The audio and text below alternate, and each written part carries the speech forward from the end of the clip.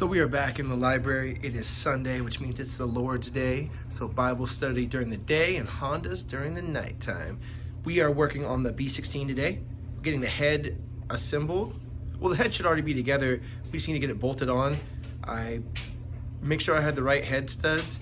I know that B16 and GSR, there's a slight different length because that was a problem we ran into once when I was running a GSR head on a B16 bottom end, and we used the GSR head bolts and blew the head gasket within a couple miles. It wasn't highly damaged, it just wasn't getting tight enough to hold the seal for the cylinders. Did a 45-minute head gasket job in the parking lot of O'Reilly's in our small little town, and they even let me borrow the torque wrench without having to pay a $100 deposit because we were in front of the store getting this done. So today we won't have that problem. We should have all the pieces, mostly just the heads going on today, maybe the intake manifold. Because it's a B16, it has the same pattern as the Type R manifold that I had for the GSR build, but because the GSR has a different pattern, I had to get the Skunk 2 intake manifold, so I had the P73 lying around, so might as well put that on this build. So you know what to do, give me 5 on my black hand side and let's go. Some people have drinking problems, some people have gambling problems, but us, we ain't got no problems because we have a plethora of heads just waiting for some love.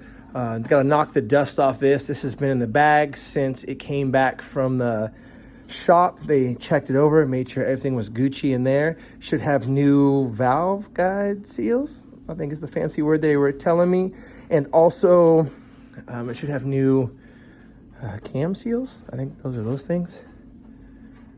So it should be ready to drop right on. I don't know what else we can grab from over here, but I'm gonna get this off. One of these two is going to be the valve cover. These are both the same. They have the big VTEC and the little DOHC. They're gonna get painted wrinkle blue, like the H22. Somewhat like this, but probably a little bit brighter because it's the H22 head. I think that'll look pretty good because I have one that's like the Type R wrinkle red, and I have one that's wrinkle black, so I thought wrinkle blue would be neat and look somewhat factory-ish. So this will come out of the bag. Everything looks perfect. VTEC solenoid is on here. I have new intake and exhaust studs. I got the extended intake studs. Not really sure why, because I didn't need them for this one. Also have this little red label goodie. This is the dowel and the little gasket that goes right in here. I don't know what this one looks like, so I want to open this up and check to make sure that's good, so it's not something we have to worry about later. I also have these new, which are these, because I don't think they were in the bottom of this head. I know they're in the bottom of a GSR head because it came straight off, but this one, they may have taken it off, they may have given it to me, they may not have had them. I'm not 100%, but it's better to have them and not need them. And these have been bored. Remember we talked about these being 0.75 over, and this is the standard head gasket, and it seems like there's enough clearance where nothing's gonna hit. It won't, it says 0, so it should be good. It seems like there was pretty good attention to detail. Everything looks like it is lubed up. I wanted to check the springs on this, the valve springs, because we had several heads that I brought in because I found 3. And this was the one that was in the best condition with no stripped bolts on any portion of it. And so I took the different good parts off the other ones because one of them had racing valves where it gets thinner in the neck right before the valve, hopefully to let more air goes through. Even though this wasn't supposed to be a high performance build, we did do the P73 pistons in the bottom, so it should raise the compression a little bit, but there was no other work going on. But the B series VTEC ones have dual, I know you can't see through this hole, I'm just going to talk and you can imagine with your mind's eye. So it has dual valve springs on this side that are factory, and I think that we found another set that was dual, and so I really was trying to see in there to see if we put them on this side, because the shop said, I think they said they were going to take care of that. And that dowel and what's that thing called? O-ring, that dowel and O-ring, sorry for everybody, that we purchased. It's a good thing because it neither had the dowel nor the O-ring, so it'd be really hard for VTEC to crack without the oil pressure for that. And done. Video's over. No, I'm just kidding. Super easy install. I handled that.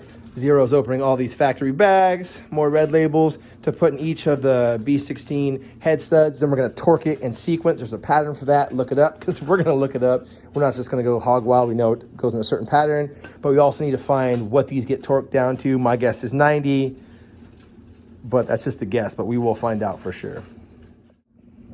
So it only takes a second to drop those bad dogs in. The torque is actually 61. Good thing we didn't crank it to 90. I was just pulling that out of my backside. And so we'll do them in sequence. We'll probably do it to about 20, then 40, then 61 is what I would imagine. And it goes, you start in the middle, you do these two, then you jump to an outside one, then jump diagonally, and then down and across, and repeat that till you get all of them. And so when we come back to this, this will all be back together and torqued down. The valve cover is not going to go on. We have the gasket, but we still need to paint it, and we need to do a valve adjustment. So there's no point in getting it all lubed up and put on without that. We will secure this cap over here, because that won't come off once all those top end pieces are on there. And I'll also put in the intake and exhaust studs, and that's also super boring to watch. Not even in time lapse am I going to bug you with that, but then we'll see it when it's all together.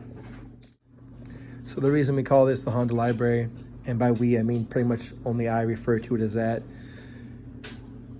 Zero asked me if we had the cover before we put the cam gears in. I said, I don't know, there should be some in that box. So we pull them out, and that top one is a PR4, the one below it is a P72, and then we found a PR3. So if you can't find the right thing in this garage, Mr. Arizona, you don't deserve to be near a car. I think that's the right quote. But yeah, things are moving swimmingly.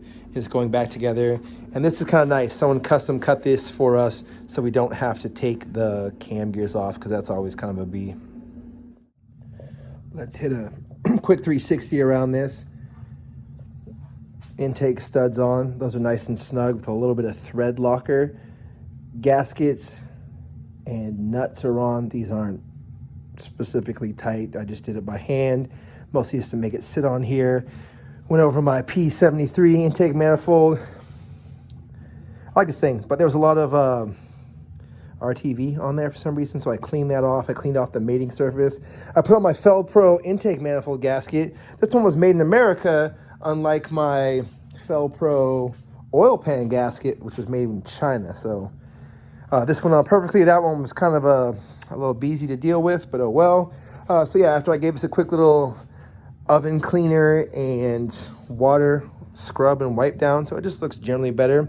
Like, not a show build, but I just love the way it looks. I'm glad we found this cover. And even these aren't torqued down, because I will order the spring LMAs for this, because I do not like the factory ones. And so I want this thing to run nice and smooth and quiet. I want to hear the exhaust. I don't want this thing clapping down the street like an old Model T or something like that. Also have these exhaust manifold studs in, got all those in. That was no problem. No thread locker needed on this side, but they're nice and snug. So I'm very stoked on how this looked. I'm glad that you guys were able to come along with me. Zero went back in to hit the showers. A few other things that, besides these coming back off for the LMAs to go in, the valve cover also needs to be painted. Over here, we need to put on the tensioner and a few other things, but all the other things that can go here will wait till this is done. Down here, I have this connecting hose that ports right up through the manifold. And then I don't have alternator brackets for this or an intermediate shaft, but once again, I do not really need any of those things right now, because once this motor is fully together and ready to run, it's just gonna get slid under here with these other ones. And see, this is my other spare B16. Sorry about the lighting's a little bit dark, but that one has both of the alternator brackets, and it may have the intermediate shaft. I can't really see, but it's just, so it's there, so it's ready to go. Last thing that I wish they did with all studs of any kind is in the intake manifold studs, the extended ones, they have that Allen key in there, so I found the right Allen wrench to put them in. Then my housemate's like, you could do that, or you could use this. This was absolutely amazing. I was able to get them in there nice and snug. I didn't feel like I was gonna break or snap them. Not that I would do that by hand with a regular Allen wrench, but this is the business. All right, thanks for coming along with me. I'll see you in the next one.